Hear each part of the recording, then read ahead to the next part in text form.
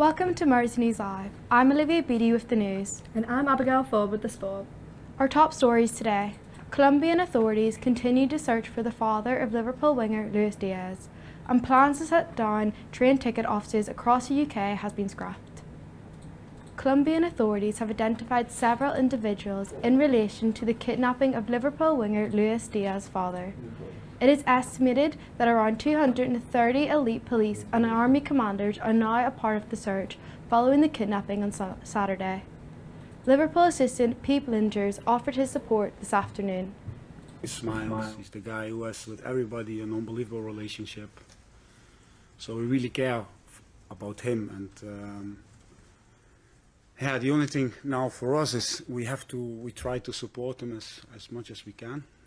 A lot of things are out of our hands, which is completely normal. We hope that the authorities there that they can find his dad. And Pet organisations across Liverpool are preparing for the dumping of XL bullies following the ban of the breed.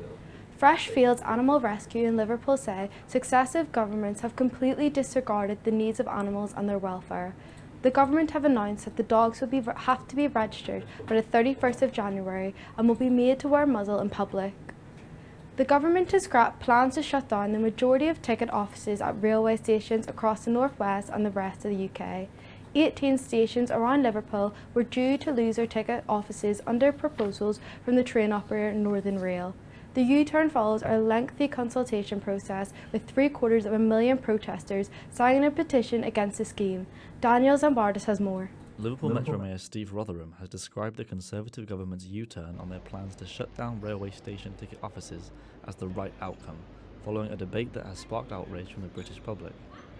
The government initiated plans to close almost every ticket office across the country, but announced today that they are scrapping the idea after the proposals drew criticism from passenger watchdogs, who raised concerns that this would affect people who struggle with accessibility, as well as causing many to lose their jobs. For me, even though I like using the machines, for a lot of people it can be an accessibility thing.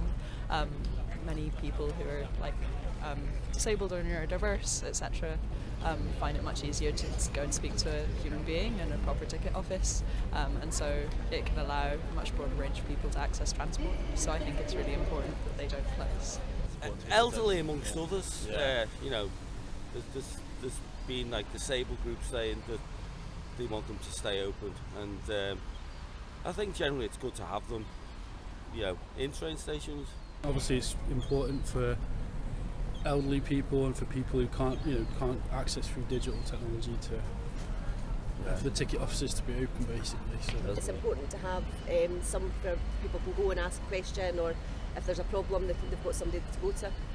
Steve Rotherham said that the ordeal has been a shambles and questioned how much time and taxpayers' money was wasted during the process. But for now, the ticket offices remain open. Daniel Zambardis, Mersey News Live. 70% of businesses in Liverpool are at risk of falling victim to cybercrime due to not having the necessary tools to deal with the threat. Cybercrime is one of the fastest growing criminal activities across the world, but according to experts, a few small changes to your online behaviour can decrease your chances of falling victim to cybercrime. Cassie Ward reports. Merseyside cyber security programme suggests that cybercrime affects 32% of businesses monthly, with an average cyber attack costing businesses more than £15,000. However, only 30% of businesses say that they use tools for security monitoring. But I think there's some good things that every business can be doing, no matter what size they are.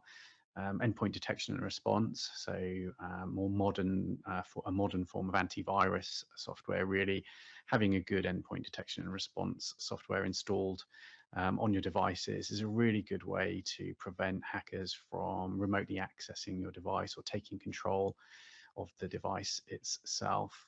Phishing is when an attacker tricks someone into doing the wrong thing, like clicking a harmful link which may download malware to their device or direct them to an untrusted website. This is usually conducted by email, so to prevent this, never open attachments from senders you don't know. Business email compromise is still the hacker's weapon of choice, so that is coming in to a business through the mailbox itself, perhaps through impersonation or intimidation, maybe dropping some sort of malicious virus into a user's mailbox itself. So protecting the mail service is really important for all businesses.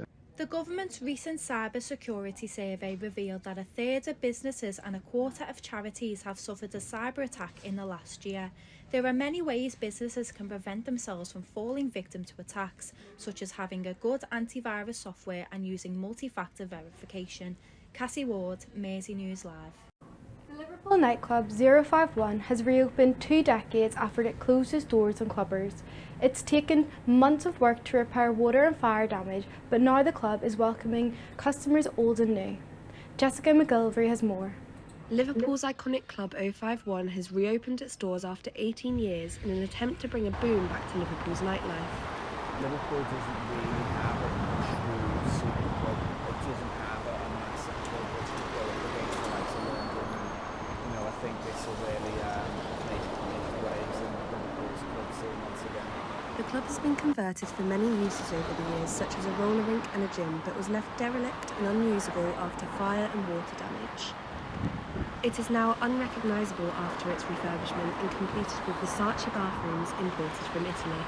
It took, we had a look around at the property at the end of February, we then trialled it at the start of April, and obviously we opened in September 25, so it was about 5 months flat out to try and to get the building back up. The club comes equipped with a fully functioning first aid room in order to keep its capacity of 2,500 guests safe. They have also added booths and have updated their music to keep their old crowd happy and appeal to younger clientele.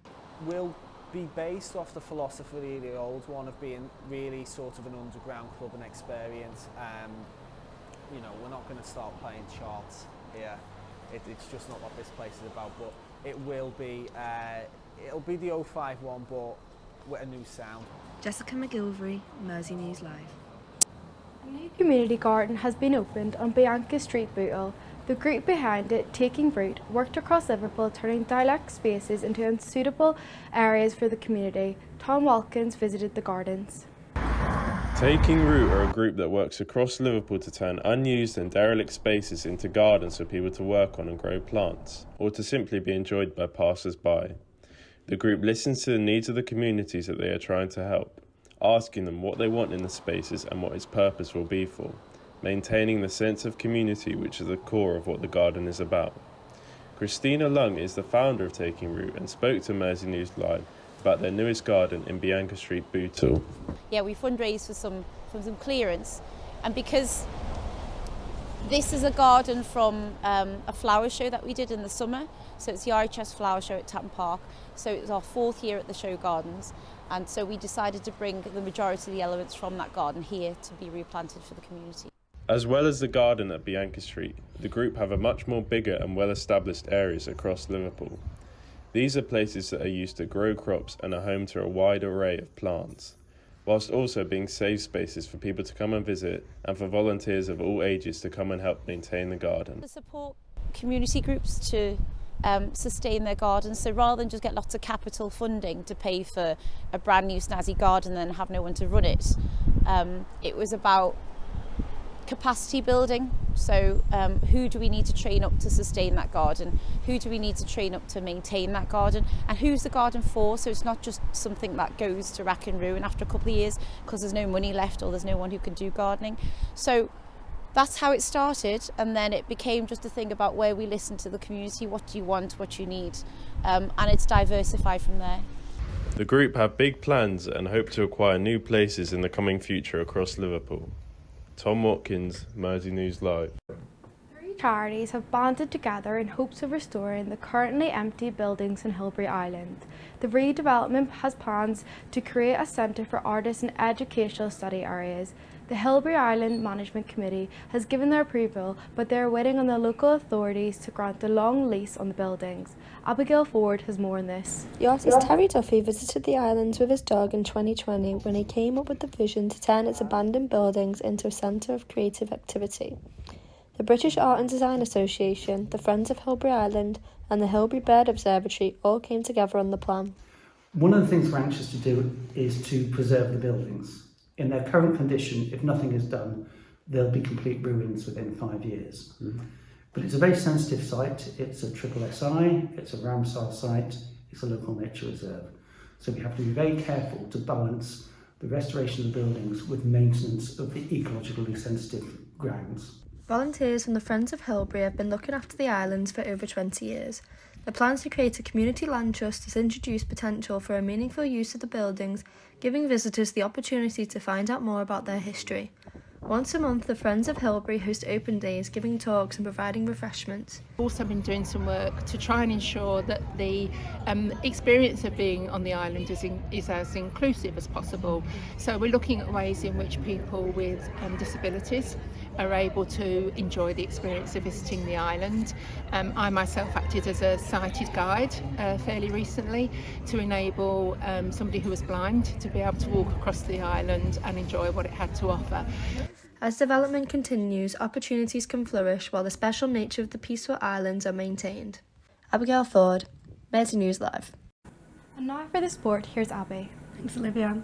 Students from Liverpool universities have been training for their student fight night. The boxing event aims to fundraise for the Oddballs Foundation, which raises money for testicular cancer. James Hurst visited a training session. Student Fight Night has arrived in Liverpool, a white-collar boxing event for students, giving them the opportunity to learn a new sport and raise money for charity at the same time. The competitors get 8 weeks of free training before the big event, and then each student will be paired with another fighter, and then they will go head-to-head in the ring. Every student fighting has volunteered to be involved. They began the Fight Night franchise in Durham in 2020, and Durham continues to be the biggest event that the company runs, despite the other 17 cities running the sporting event this year. Wilder Boxing are also partnered with the Oddballs Foundation, which is the UK's leading charity for testicular cancer. Instead of the competition paying any money to enter the fight night, each student must raise a minimum of £100 for the Oddballs Foundation. I just wanted to try something different, always wanted to try boxing, obviously for a good cause as well, so I thought... So the fact that it's charity, did that make you want to do it a bit more? Yeah, because it raises money and I get to try something new as well. I really wanted a new challenge, so I do a lot of netball at the moment, like 4 or 5 times a week, and I used to do boxing a lot when I was younger, so it's like getting into it. And the fact it's charity, that made you want to do it a bit more, you know, you're raising money for men's health. Yeah, of course, yeah, because I do medicine as well, and I literally find it really interesting. I think it's a good charity. So you were aware of Oddballs before you did it as well? Yeah. The fighters are training at the Engine Room Boxing Gym in Liverpool, with experienced boxers teaching them all they need to know before they step into the ring.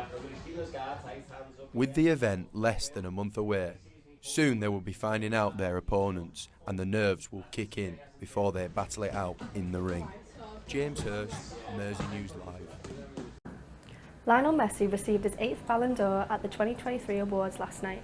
No Liverpool player made it into the top 10 for the first time in 4 years.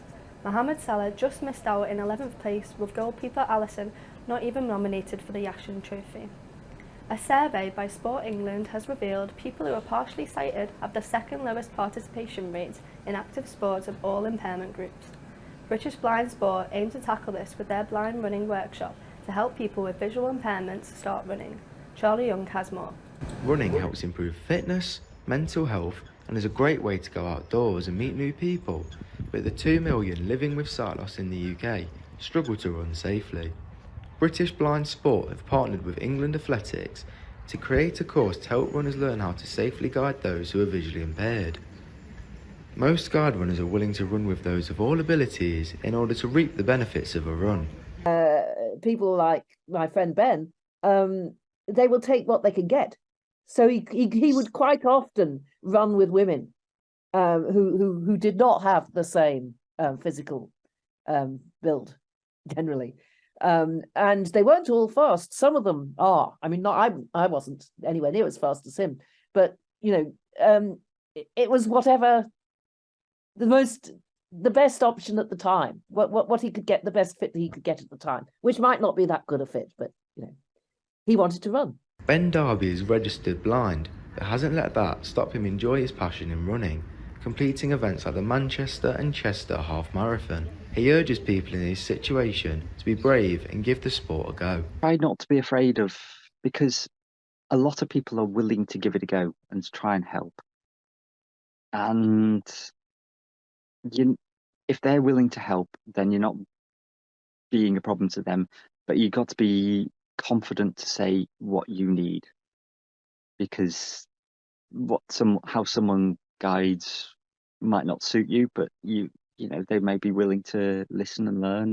Becoming a licensed guide runner is straightforward, with the main requirement being a 2-hour sight loss awareness and guide running workshop, with communication being the main skill required. There's a lot of hazards when you're running, especially if they just want to do like a casual road run, not like an actual race. So it's just being really calm tone, know how to communicate, and know how to act quick if you need to, because you're going to be crossing a lot of roads, aren't you? Or, to be fair, if you're the one picking the route, then pick a route where you've got the least roads to cross. Charlie Young, Mersey News Live. And some good news for Everton fans. Promising forward Francis Okoronkwo was agreed a new long-term deal with the club.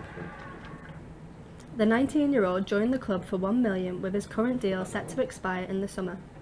And now for the weather, staying rather drizzly with highs of 13 degrees. That's it for now. For more on these, visit our website merseynewslive.co.uk. Goodbye.